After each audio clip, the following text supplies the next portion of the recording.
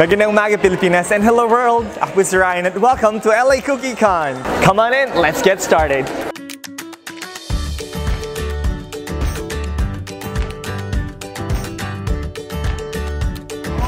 Alright, so is everyone going over to Disneyland later?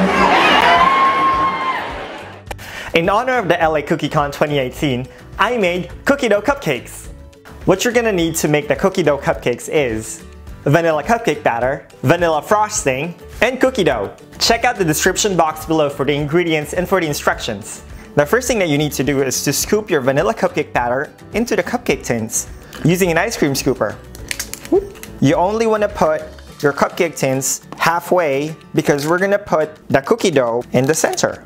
The next step is to place your cookie dough balls in your cupcake batter, like this. And then we bake this for 18 minutes at 350 degrees Fahrenheit.